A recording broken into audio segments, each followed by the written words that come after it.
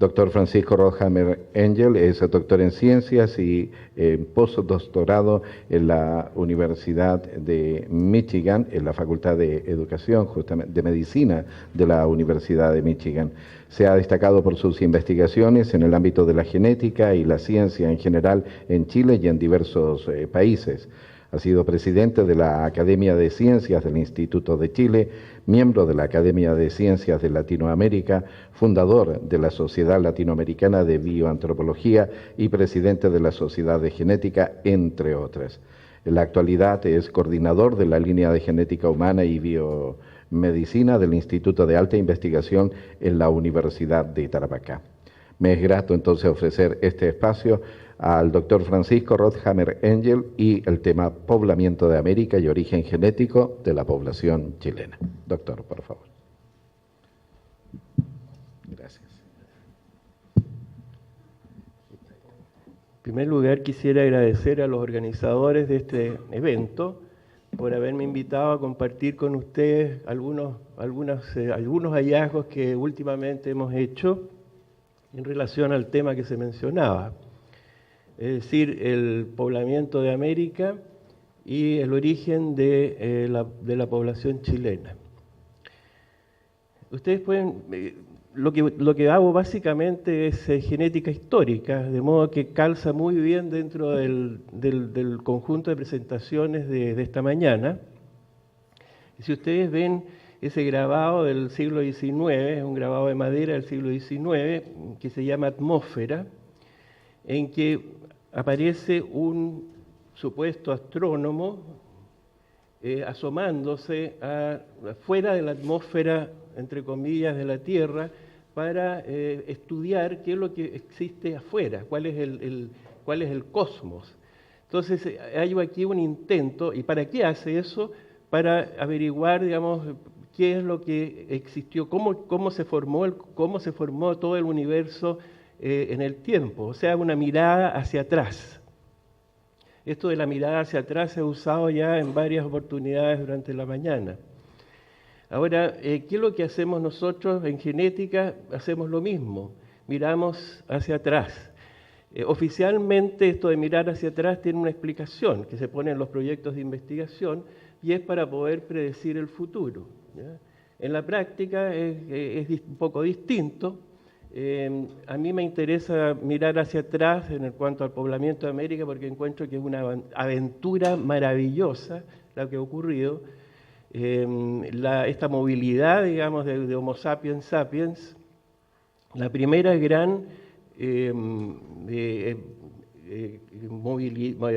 migración que hubo fue lo que se llama Out of Africa, hace más o menos entre 40 y 60 mil años atrás, en que Homo sapiens sapiens salió de África y se dispersó por Asia y posteriormente pobló tanto América como la Oceanía. Entonces, este fenómeno migratorio es realmente un experimento natural increíble y es justamente por eso que lo estamos estudiando. Vamos a ver posteriormente las consecuencias, digamos, que tiene esto para la biomedicina, al final de la presentación.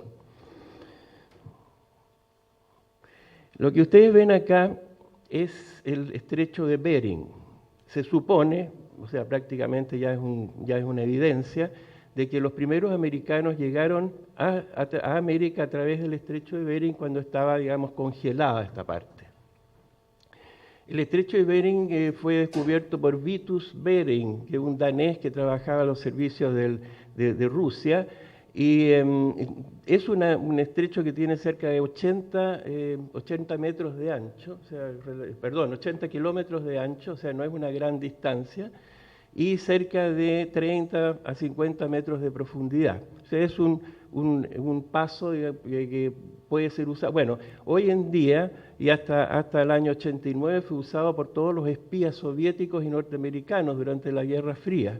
O sea, que es interesante que este es un lugar, digamos, en que se conecta América con Asia, e incluso se ha pensado últimamente, hace 2 años atrás, que se está evaluando la posibilidad de construir un puente desde Alaska hacia la península esta de Chuqui que está al frente.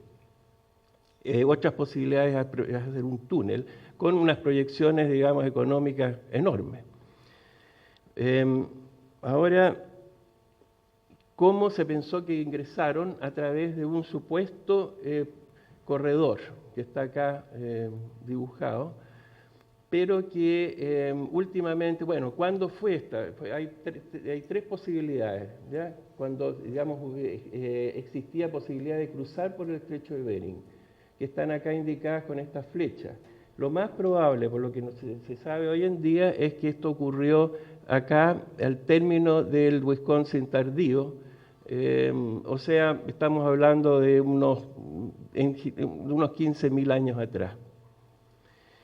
Las experiencias que han hecho los geólogos últimamente indican que este famoso corredor realmente nunca existió, o sea que hay una, no sé, digamos, los bloques de cuarcita que se encuentran en esta zona de acá coalescen, o sea, se juntan los bloques de cuarcita del foco cordillerano con el foco lauréntico, de modo que debido a esta coalescencia se supone, digamos, que el pasadizo, este corredor no existió, pero que se abrió quizás más tardíamente, a los 12.000 años. O sea, lo que se está pensando hoy en día es que la migración no fue por digamos, por el estrecho, por el corredor, sino más bien por la vía costera, por acá. Entonces se piensa que se produjo hay también varios sitios arqueológicos acá en la zona, en la costa, digamos, de Estados Unidos. Pero lo más probable es que bajaron por acá, por la costa del Pacífico, y posteriormente ingresaron acá a Norteamérica, hacia la zona en que no había, digamos, no existían estos glaciares. Ahora, ¿cómo continúa la cosa para abajo? Bueno, aquí nosotros hicimos algunos análisis en base a información genética que voy a describirles a continuación. Fíjense la cantidad de sitios. Hay otra cosa que quería mostrarles acá, que fíjense que hay amplias zonas acá de Sudamérica y de Norteamérica, por supuesto también, que en este momento están bajo el agua, sobre todo, digamos, en la costa del Atlántico. Esto significa que hay un gran número de sitios arqueológicos que están debajo del agua y por lo tanto no han sido descubiertos. De modo tal que si estas flechas, hoy en día podemos estar casi seguros que hay una migración costera por la costa del Pacífico, no se puede descartar la posibilidad de que también hubo una migración costera por el lado del Atlántico. Pero como les decía, no podemos en este momento. Habría que hacer arqueología submarina, pero la arqueología submarina es tremendamente cara, costosa, no sé, es muy, muy costosa. Bueno, la cantidad de sitios arqueológicos digamos, que corresponden a los primeros americanos, en Estados Unidos le llaman paleoindios, pero nosotros yo prefiero no usar el término paleoindio, sino prefiero usar el término primeros americanos. Ustedes ven que la cantidad de sitios arqueológicos es enorme, y en base a estos sitios arqueológicos entonces se han postulado rutas migracionales, obviamente. Ahora, ¿qué ocurre con estos sitios arqueológicos? Que hay mucha discusión entre los arqueólogos cuáles son realmente sitios arqueológicos que efectivamente y no son, digamos, sitios arqueológicos falsos, digamos, que surgen porque la metodología empleada en general no es muy buena todavía. Una evidencia realmente concluyente es, por ejemplo, esta punta de flecha clavada acá en la pelvis de un mastodonte. Esto indica claramente una asociación entre cazadores, ¿no es cierto?, paleoamericanos y la presencia de esta megafauna pleistocénica, que es impresionante. Si ustedes tienen oportunidad de ir a Argentina, en La Plata, ahí está el museo, hay un museo fantástico donde tienen, digamos, todos estos especímenes de esta megafauna pleistocénica. Es realmente una experiencia interesantísima visitarlo.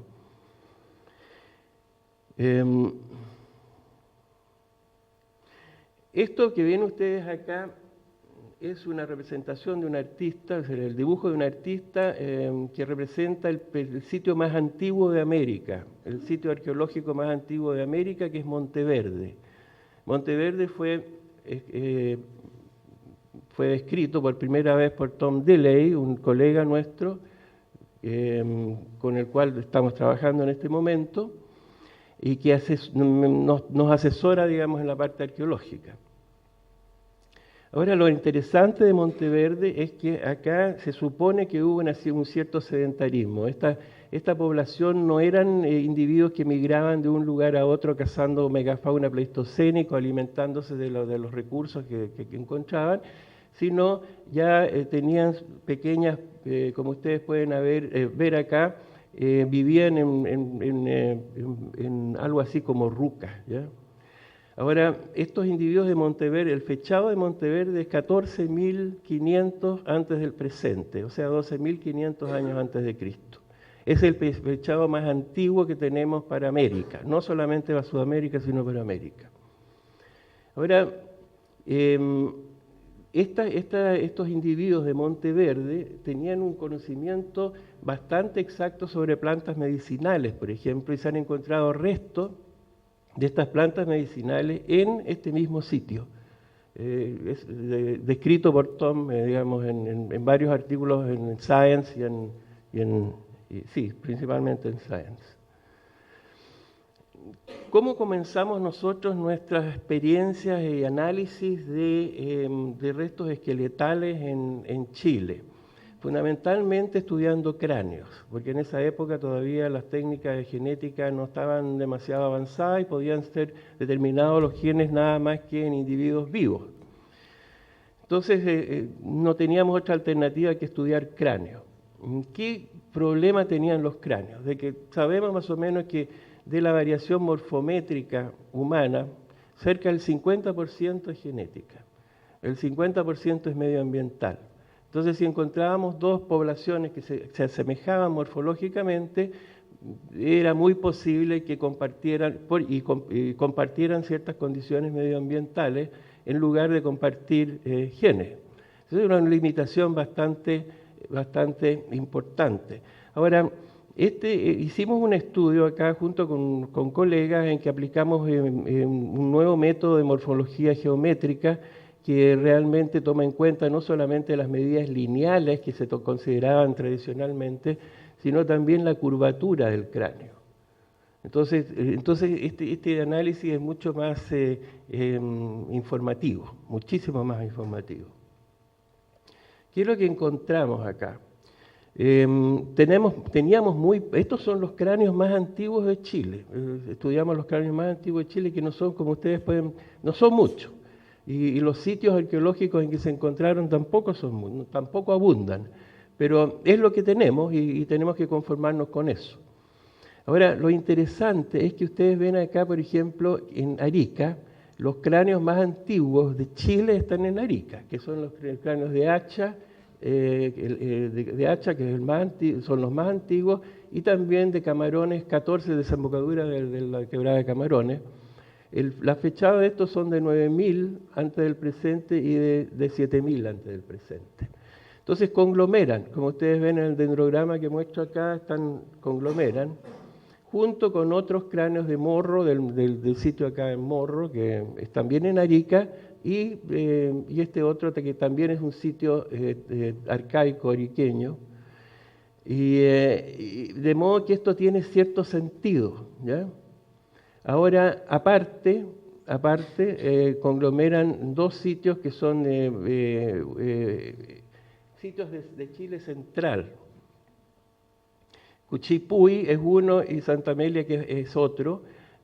como ustedes pueden ver aquí en Chile central, pero tienen una cronología mucho más actual. O sea, son sitios de cerca de 8.000 años antes del presente. Entonces hay aquí una separación más bien cronológica, ¿ya? Es una separación cronológica más que geográfica. De modo que podemos interpretar todo este cuento como evidencia de una migración costera. Por lo menos eso es lo que pensamos. Ahora, ustedes conocen las momias chinchorro, no voy a ahondar en esto.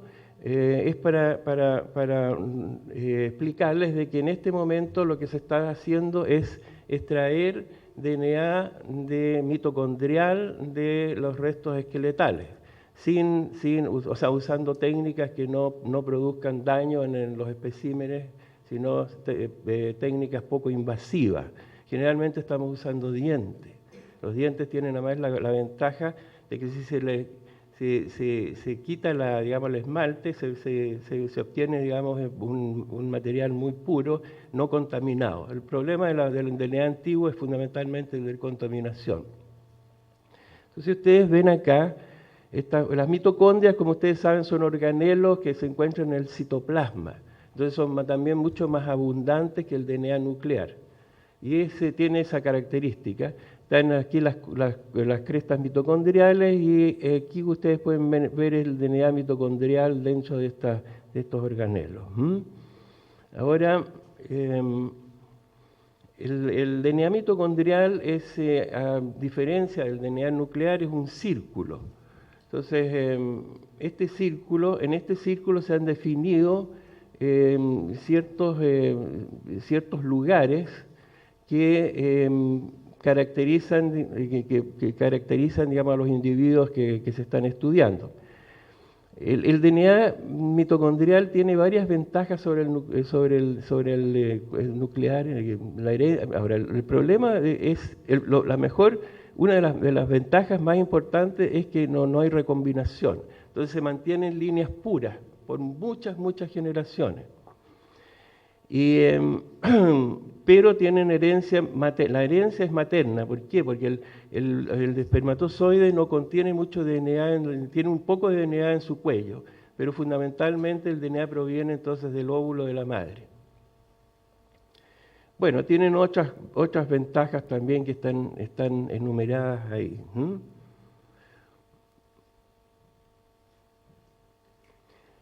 Dentro de este círculo de DNA mitocondrial se han definido, lo estoy aburriendo con esta cosa genética de molecular, pero tengo que explicarles un poco esto porque si no, no van a entender el resto. Es un poco aburrido, sí me reconozco. Bueno, lo que pasa es que aquí hemos definido ciertos sitios dentro de este círculo en base a enzimas de restricción. No voy a entrar tampoco en este asunto, pero lo importante es que se definen 4 haplogrupos que son netamente amerindios. No los tienen, están solamente en América. Eso es lo importante. Entonces, nosotros si tipificamos estos 4 grupos podemos saber cuál es la composición, el componente indígena de una determinada población chilena, o argentina, o qué sé yo. Estos 4 haplogrupos los vamos a denominar A, B, C y D, están aquí definidos, es decir, con distintos colores, ¿no es cierto?, amarillo, verde, azul y rojo. Entonces ustedes tienen acá en América, pueden observar que hay una distribución bastante heterogénea de estos 4 haplogrupos amerindios, y ustedes pueden incluso observar que en esta zona de acá, por ejemplo, aparecen por primera vez el haplogrupo B, que está en rojo acá, y que aumenta notablemente en frecuencia a medida que bajamos hacia el sur, llegando a sus máximas frecuencias acá en la zona de Aymara y Atacameña, en que llega casi a un 70%. Pero también ustedes ven que aquí está en el noroeste de Argentina y posteriormente digamos en Argentina, al otro lado de la cordillera, lo que indica que hay obviamente una ancestría genética compartida entre las poblaciones prehistóricas del norte de Chile y de Argentina y del sur de Brasil. Después vamos a resumir las rutas migracionales en un esquema. Otra cosa interesante es que a medida que bajamos hacia el sur va disminuyendo A y B y va aumentando C y D. De modo tal que solamente en el extremo, entre los Yamana, los últimos Yamana que fueron estudiados hace unos 20 años atrás, se encuentra solamente, 20 años atrás, la obtención de las muestras. Hoy en día tenemos un banco de DNA, digamos, de todas las poblaciones y podemos aplicar las nuevas técnicas que van apareciendo en lo que queda de estas muestras. Aquí entonces en los Yamana hay solamente C y D. Ahora, si observamos en el mapa de Chile y la frecuencia de estos haplogrupos de DNA mitocondrial, vemos con esto con más claridad, va disminuyendo B, que es el rojo, y va aumentando progresivamente C y D, que es el verde y el azul.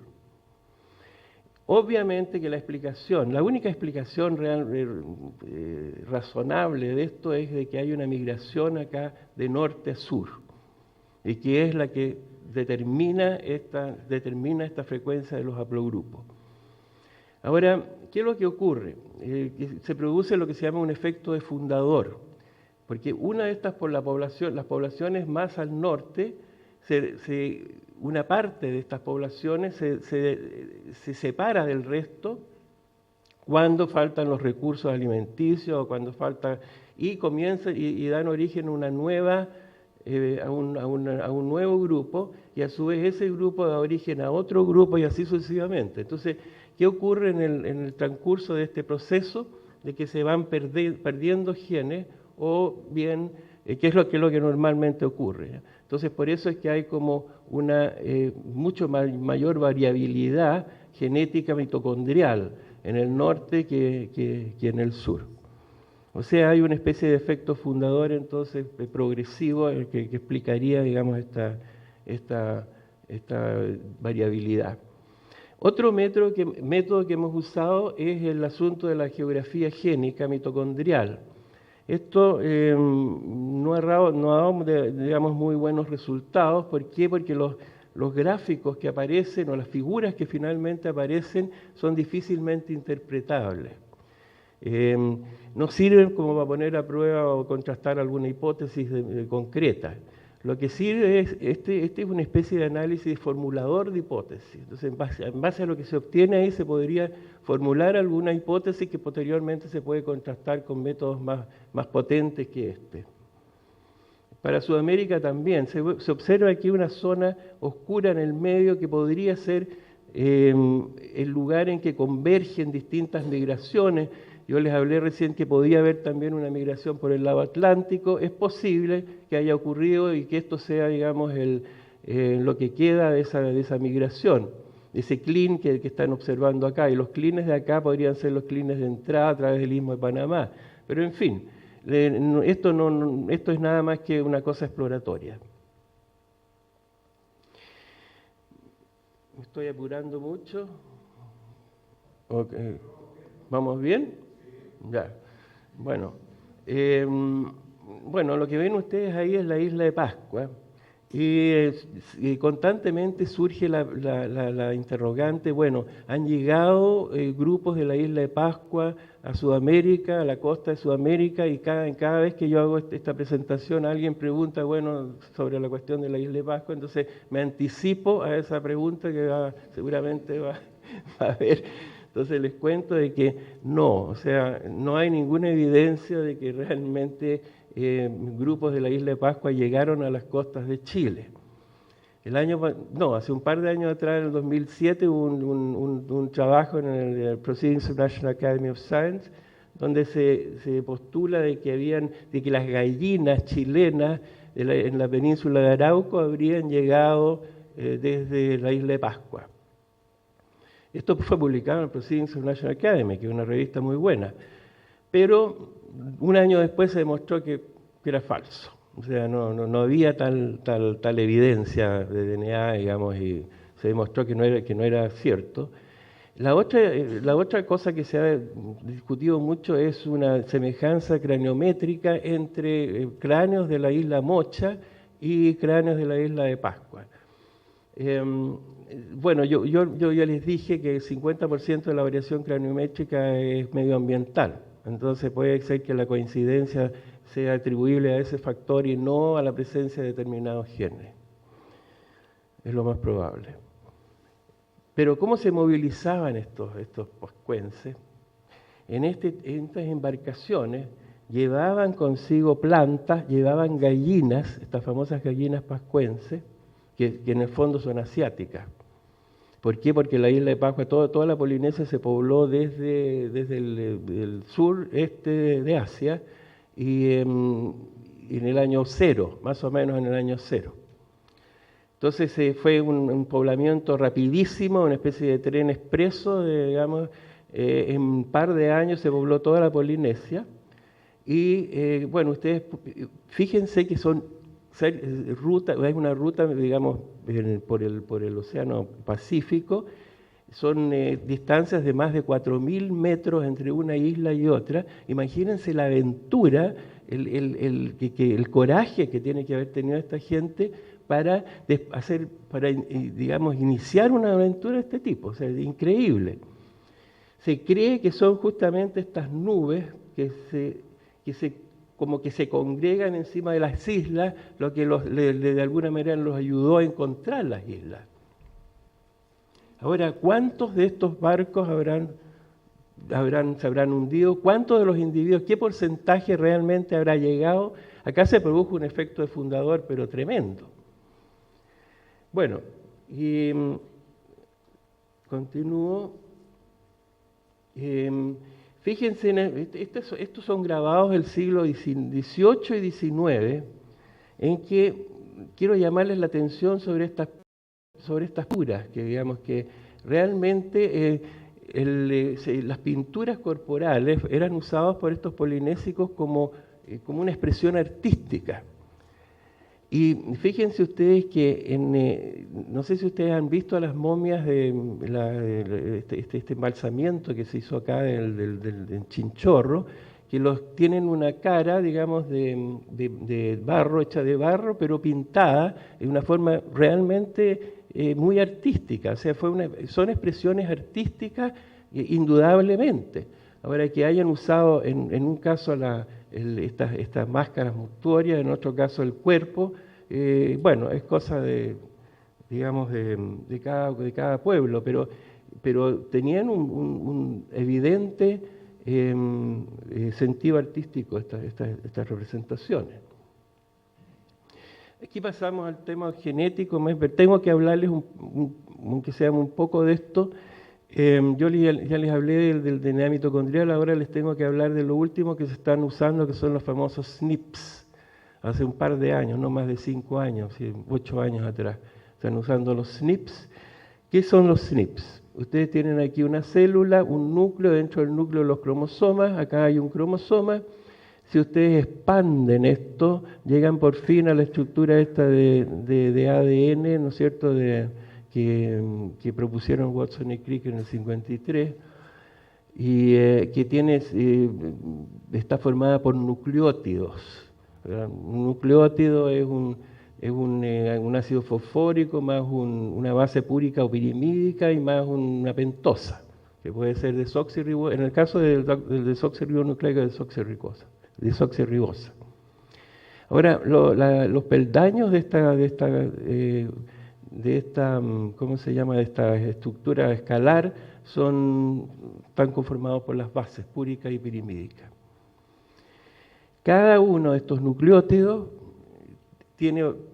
puede variar de un individuo a otro. ¿Por qué? Porque pueden ser distintas las bases que componen, digamos, la molécula del nucleótido. Entonces, un SNP es Single Nucleotide Polymorphism. El Single Nucleotide Polymorphism es un nucleótido que se determina por métodos, digamos, especiales. Entonces, ¿cuál es el resumen de todo este asunto? Esto tiene 2 años, está ya trazado en 2 años más o menos. Ustedes tienen a un lado acá los cromosomas. Esto no va a cambiar, obviamente. Pero ustedes tienen, cada uno de nosotros tiene 22 pares, ¿no es cierto?, de los llamados homólogos, y después tiene, si es hombre, tiene un cromosoma Y y un cromosoma X, y si es mujer, tiene 2 cromosomas X.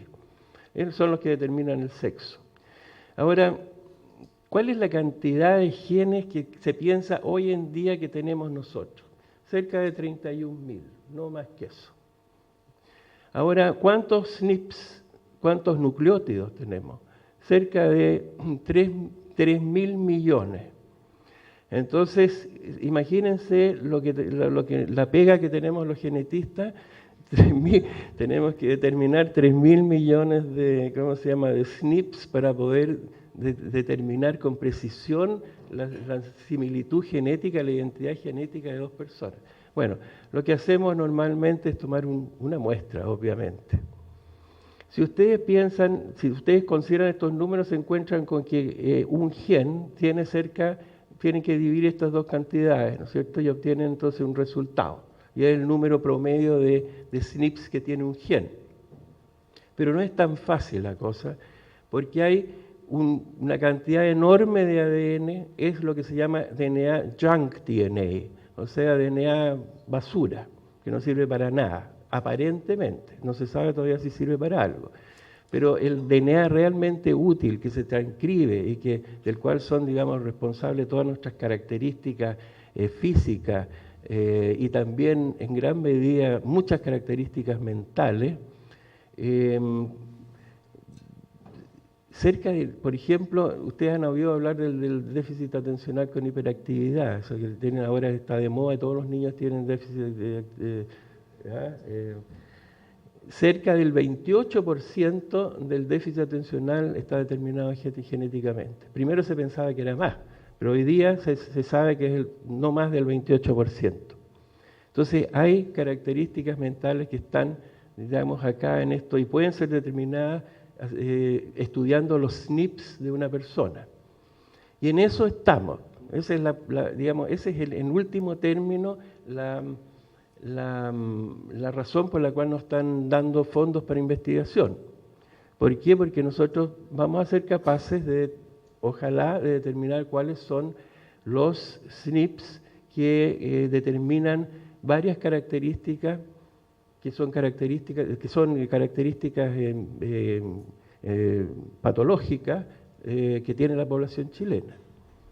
Pero vamos a llegar a eso.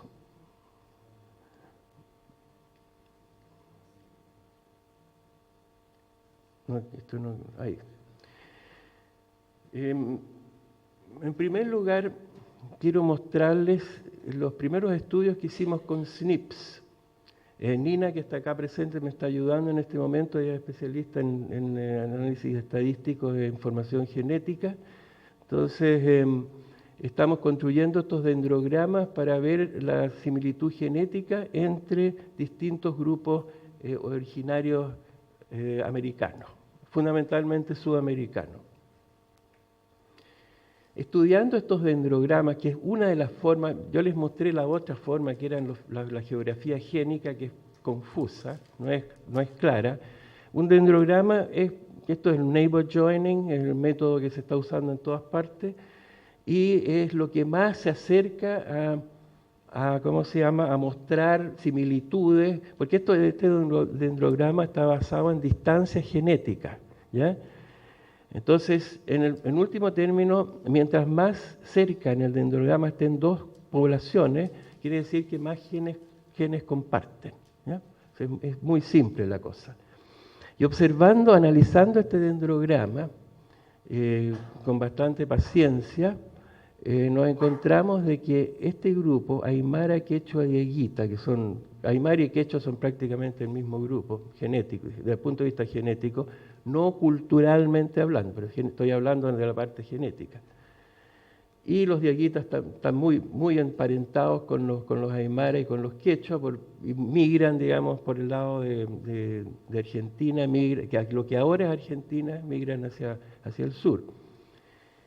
¿Dónde están ubicados estos? Bueno, debieran estar ubicados en otro lugar, pero están ubicados son el grupo que está más cerca de todas las poblaciones mexicanas que están incluidas en el análisis. Todas estas no están cerca de una población mexicana que podrían ser, por ejemplo, los mayas, y podrían explicar el desarrollo cultural que hubo en México y en Perú. No, están cerca de todas las poblaciones que hemos estudiado de México. Entonces, ¿qué significa esto? Todavía no tenemos una respuesta, pero lo más probable es que haya aquí una migración en algún momento, ¿ya? Las otras poblaciones están formando conglomerados aparte que pueden ser explicadas. ¿Por qué estas poblaciones de aquí son todas de Centroamérica? Son de habla chibcha, están relacionadas, están un poco distantes del resto. ¿Y qué ocurrió? ¿Cómo se explicaría esto?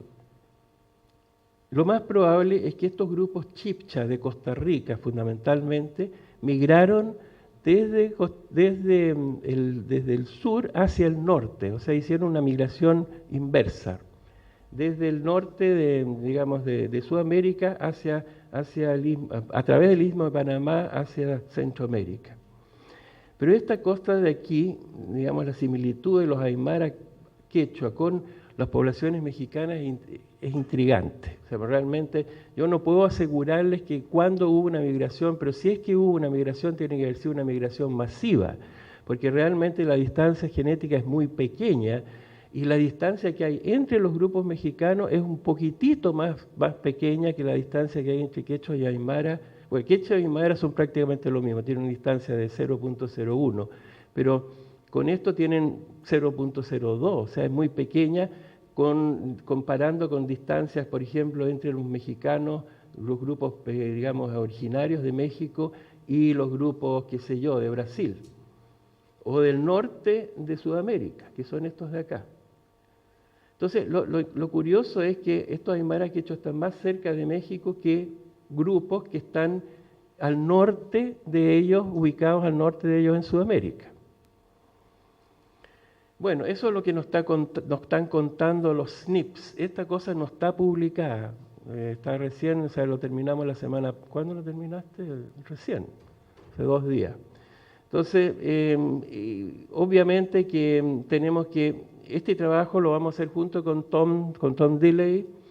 Él pone la parte arqueológica, la interpretación arqueológica de esto, y vamos a incluir también un lingüista holandés que tiene interés, digamos, está especialista, digamos, en el tema. Entonces, vamos a tratar de armar un trabajo entre un grupo, que es la tendencia actual. Hoy en día, debido a la especialización de la ciencia, que ha llegado a tal extremo, que ya no se pueden hacer trabajos solos. Hay que hacer trabajos en grupos colaborativos, especialistas de distintas áreas que se juntan para poner cada uno sus conocimientos y conformar entonces. Ahora, como ustedes saben, también hoy en día existen grandes consorcios de científicos que trabajan juntos. Nosotros tenemos 2 consorcios formados ya, uno en Latinoamérica, prácticamente incluye todos los países de Sudamérica más México, y tenemos otro consorcio con Alemania y estamos formando ahora uno con la Universidad de California. Uno no puede trabajar, por ejemplo, en el tema nuestro, que es la genética de poblaciones, uno no puede trabajar solo, es imposible. Entonces lo critican, uno dice, bueno, pero si este Rothammer se publica puros trabajos con 50 autores, entonces ¿qué hace Rothammer? Bueno, pongo mi parte, entonces paso el aviso. Ya. ¿Qué otra cosa hay que agregar entonces? Es la diferenciación lingüística, que es muy importante porque nos da pistas sobre cuál podrían ser las posibles relaciones genéticas entre los grupos. Si ustedes ven acá, ¿dónde están los aymara y quechua? Quechua y aru. Aru son los aymara. Esto es basado en un dendrograma que, o sea, nosotros generamos el dendrograma, pero basado en distancias lingüísticas publicadas por Alfredo Torero en el año 2002. ustedes ven que claramente el quechua aymara se separan de los otros grupos altiplánicos, que son acá estos dos fundamentalmente, los uruquilla y estos de acá, ¿no es cierto?, los kunza, que son los supuestamente atacameños, o no los atacameños actuales, porque esos son aymaras, sino los originarios, los habitantes originarios del Salar de Atacama. Los huarpes en Argentina están todos emparentados lingüística y genéticamente. Ahora, por otra parte, tenemos los grupos puquina del altiplano central, que están más ligados acá a estos grupos que son más, ¿cómo se llama?, el cholón y el ¿cómo se llama?, y sobre todo el mochica, que son del del norte de Perú. ¿Qué hacen los mapuches ahí? No sé. No tengo respuesta. Sí. ¿Quedan un cuarto de hora? Bueno, no, estamos bien. Ya estoy terminando ya, o sea, me queda 1 hora y cuarto. Acá, esto lo publicamos con Tom Dealey, también en Annals of Human Genetics, hace un par de años, y es el esquema en el que nosotros pensamos que se pobló Sudamérica. Una migración costera que ya se los he mencionado, una migración por las tierras altas, subiendo seguramente por el valle del río Magdalena, en el norte de Colombia, y desplazándose hacia la sabana de Bogotá, donde hay restos arqueológicos importantes, y posteriormente hacia Perú, y llegando acá, a esta zona de San Pedro de Atacama, donde baja esta corriente migratoria hacia el noroeste de Argentina, y posteriormente sube hacia el Mato Grosso. Y otra rama que baja por Argentina, y posteriormente, da origen a todos los grupos Ona, Yagán, Lacalú, qué sé yo. Y esta de costera, que lo más probable es que llegue hasta esta zona de Monteverde, que es el sitio, digamos, más antiguo de América. Este trabajo ha sido citado y yo creo que puede servir de base para un trabajo posterior más, digamos, con más detalle. Centrémonos un poco en lo último de la presentación, en la población chilena. Ven que aquí tienen una serie de eventos más bien culturales, pero que tienen una fuerte repercusión genética. Todos estos eventos que tienen ustedes enumerados acá, desde los más antiguos, la invasión incaica, la invasión española, no es española, es europea. Esto está basado en un cuadro de Grete Mostny, de una arqueóloga. Así que los términos que se usan acá, por ejemplo, esclavos negros, yo no lo usaría. Pero en esa época, cuando Grete Mostny publicó estos, bueno, era lo que se...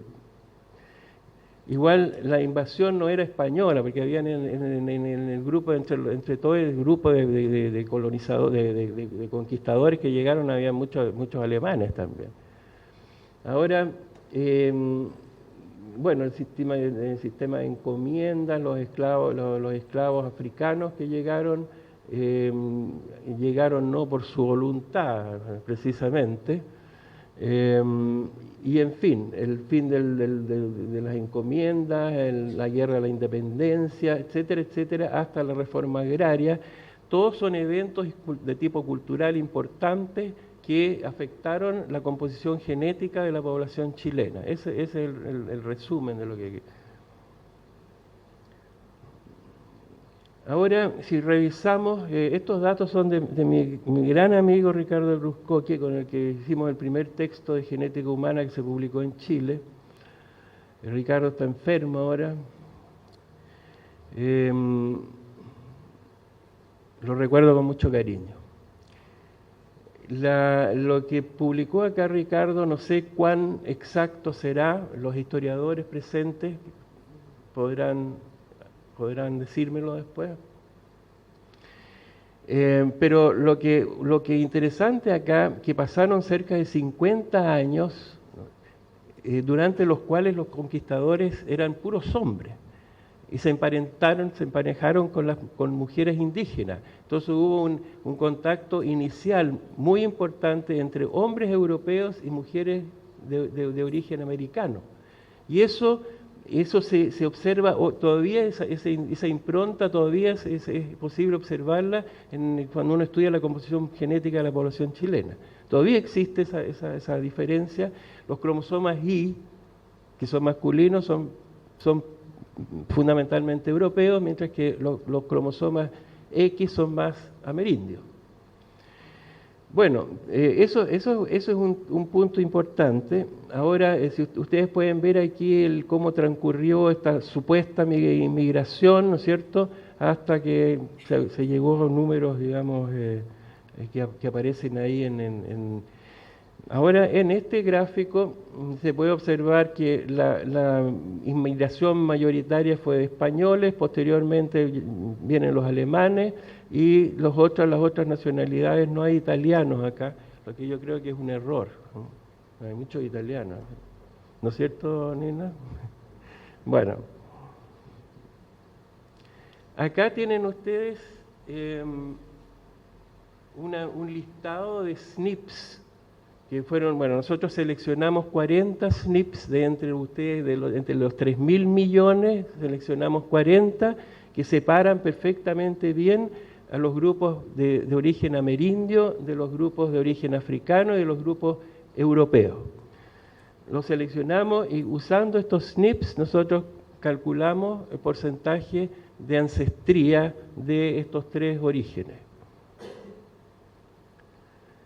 Y este es ¿cómo se llama? La tabla en que aparecen estos porcentajes, que ustedes pueden ver que de norte a sur tenemos los porcentajes más altos de promedio americano en el norte de Chile y en el sur de Chile. Y posteriormente en la zona central tenemos porcentajes un poco más bajos.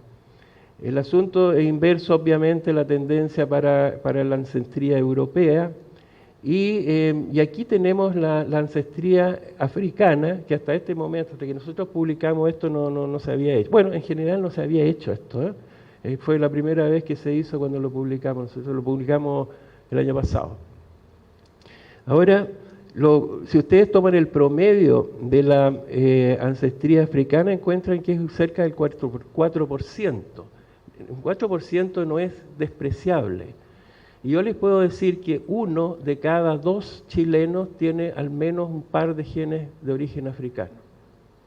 La mitad de los chilenos somos portadores de genes africanos. Eso no deja de ser tampoco, es importante. Y esta es la última, Alberto, ya con esto termino. Fíjense que si nosotros tomamos acá en la muestra en la cual se basa estas cifras que yo les di recién, no es despreciable, son cerca de 900 individuos, o sea que es representativo esto. Ahora, ¿qué pasa si nosotros dividimos en nuestra muestra o seleccionamos, mejor dicho, de nuestra muestra los individuos con 1 o 2 padres o apellidos, más bien en este caso apellidos aymara? Nos encontramos con estos porcentajes de mezcla, bastante altos, ¿no es cierto?, como ustedes pueden ver ahí. Si hacemos lo mismo con el grupo de origen mapuche, de habla mapuche, mapudungún, nos encontramos que es levemente inferior, ¿ya?, el porcentaje de genes de origen americano que tienen. Estos datos son preliminares, obviamente, porque el N en que se basan es muy pequeño. O sea, esto lo hicimos como un análisis previo, preliminar, y esto hay que completarlo. Y con Alberto tenemos planes, digamos, de ahondar un poco el estudio de la ancestría de origen africano de la población chilena. Ahora, como la región de Arica, Parinacota y la región de Atacama son las que tienen los porcentajes más altos, yo creo que estamos en una buena posición para hacer un estudio interesante. Muchas gracias, damas y caballeros.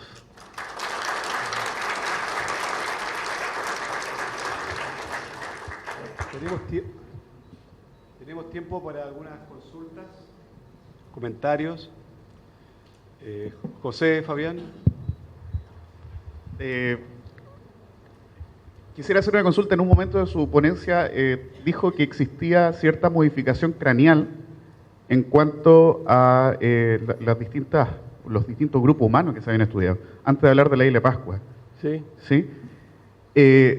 Entendiendo la gran cantidad de latitud que comprende el continente americano, entre zonas probablemente con cambio de temperatura, ¿se expresaba una modificación craneal también en cuanto al norte del continente de Sudamérica en comparación con la zona más austral? Sí, efectivamente, hay una variación craniométrica notable, sobre todo en los patagones, por ejemplo, tienen cráneos muchísimo más grandes. Ahora, si nosotros estudiamos a los patagones con respecto a las otras poblaciones americanas, desde el punto de vista genético, nos encontramos que no hay mayor diferencia. De modo tal que esa morfología grande, que incluso llegó durante una época, la época tipológica, se pensaba que estos era una raza, entre comillas, distinta, ¿ya? Que ahora nosotros estamos en condiciones de responder a esto y decir no existió. En primer lugar, hoy en día el concepto de raza ya está obsoleto, absolutamente obsoleto, fue reemplazado por el concepto de población y menos aún que existiera una raza, digamos, de patagones. ¿Responderá esa forma craneal a una adaptación al ambiente? Esa pregunta no sé, no te puedo contestar. Es un enigma, ¿ya? Realmente no te puedo contestar, no quiero aventurarme a dar una explicación. Se piensa, muchos pensaron en una época que podía deberse al clima, que el clima más frío, más en fin, una serie de hipótesis. Igual, pero son hipótesis que no se han contrastado adecuadamente. Ahora lo mismo pasa con el color de la piel de los africanos, ¿por qué es oscura la piel de los africanos? Se dijo durante mucho tiempo, es una forma de protección, de protegerse del sol, ¿ya? Una adaptación a la protección del sol. Pero resulta que si la piel es oscura, absorbe mucho más calor, claro, que si fuera una piel clara. Entonces no calza, ¿no? Todas las cosas que se han hablado sobre adaptaciones, digamos, que afecten la morfología, yo las pondría en duda. Hasta el momento no hay una respuesta definitiva. Profesor Sergio. Sí, en esa misma dirección, lo que estudió el doctor Monge con respecto al mal de altura, uno de los temas que se planteaba era que esta adaptación de poblaciones en zonas altas tenía así una restricción con respecto al cráneo, que era que no se podía expandir. Si hubiese una adaptación craneal al ambiente, debería expresarse también en las poblaciones de altura con respecto al problema del mal de altura. Entonces quería preguntarte si han estudiado ese tema con respecto a la población aymara, por ejemplo, o quichua, con respecto al cráneo y su relación con la adaptación a la altura. Sí, no, claro, hemos hecho estudios bastante extensos sobre ese tema. Lo que ocurre acá es de que existe, si uno toma todas las medidas antropométricas de las poblaciones, digamos, de altura, en general son más pequeños, ¿ya? Tienen una placenta más pequeña también. La estatura es más pequeña.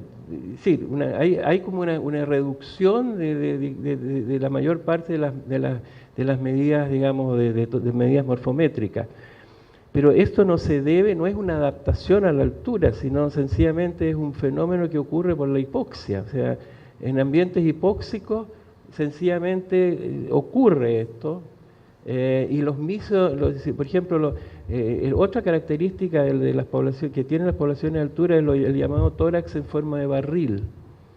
Ahora, yo conocí a una niña alemana en La Paz, nos estuvimos pololeando, que tenía tórax en forma de barril, pero era alemana.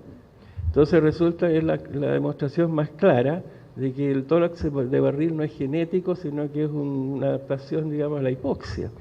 Y bueno, hasta ahora lo único que se sabe y esto es, curiosamente, recién me aceptaron un trabajo en PLOS ONE sobre este tema. Es la forma cómo se utiliza el oxígeno, se transporta el oxígeno y cómo se utiliza el oxígeno. Ahí hay un enredo bioquímico que podría constituir una adaptación genética. Pero no sabemos si es 100%, porque todavía es también un estudio exploratorio. Si nosotros nos pasamos haciendo estudios exploratorios. No, pero el tema de la adaptación a altura es un tema súper interesante. Y estamos en eso también. Profesora Ligia. Pancho, disculpa. Más Es cerca, más una, ¿cómo te dijera? ¿Se han hecho estudios semejantes en África? ¿Y se pueden contrastar o comparar los estudios genéticos posibles que se hayan hecho en África con los de ustedes? ¿Tú te refieres aquí a cuál? ¿A los estudios de adaptación a la altura? No. Ah, al A general. la genética, de las características, porque cuando uno mira el mapa y hace así, como que junta las dos cosas.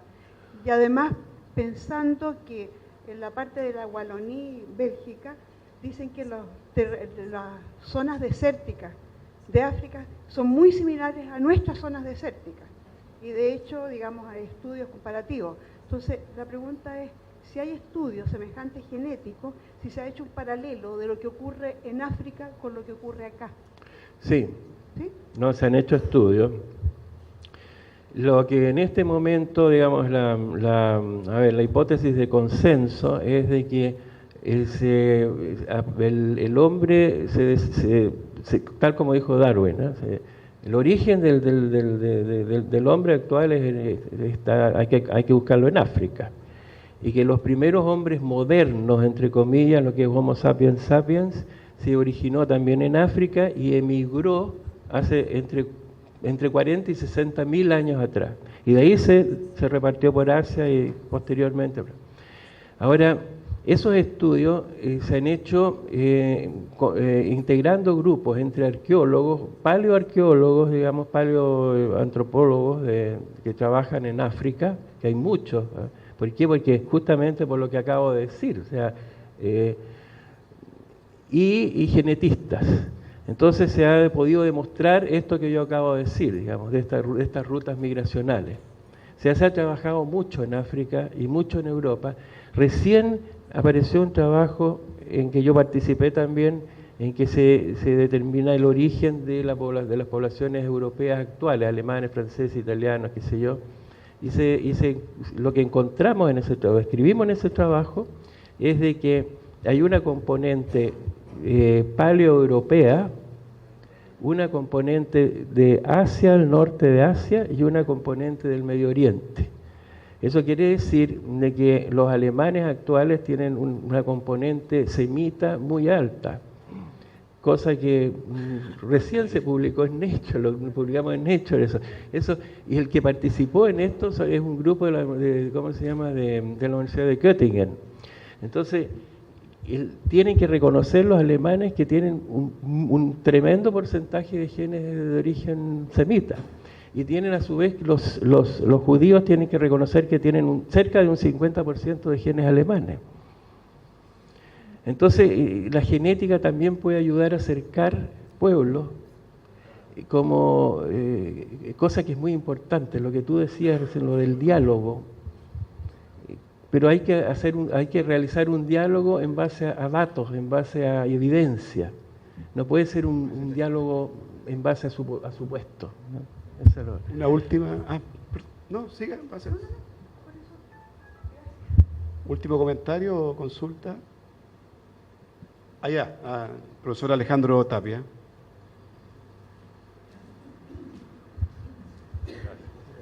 Quería preguntarle sobre la morfología de los pueblos de altura. Usted lo acaba de señalar respecto a los americanos, digamos. Y en el caso de los africanos que viven en altura, como los etíopes o keniatas, que tienen una constitución morfológica distinta a los americanos y que además han resultado muy buenos atletas, ¿no? Entonces quería preguntarle si hay algún tipo de estudio al respecto. Respecto a, perdón, no entendí bien, respecto a la morfología en general del hombre andino con respecto a A los de las alturas en el sector nororiental de África, digamos, de Etiopía, Kenia, todo eso. Sí. Lo único que se ha comparado son ciertas características bioquímicas de los habitantes del Tíbet con los habitantes, digamos, de altura acá de América, de Sudamérica, y se encontró que eran distintos. O sea, son dos tipos de adaptación diferentes. O sea, reaccionaron las poblaciones porque el asunto de la adaptación genética funciona así. En una población pueden ser seleccionados algunos genes, en otra población otros genes, pero que cumplen o en el fondo tienen el mismo efecto. Entonces, en resumen, hay estudios hechos, pero solamente en el Tíbet, no en otras partes de África que yo sepa. O si es que hay, tienen que haber sido publicados en revistas de poca circulación.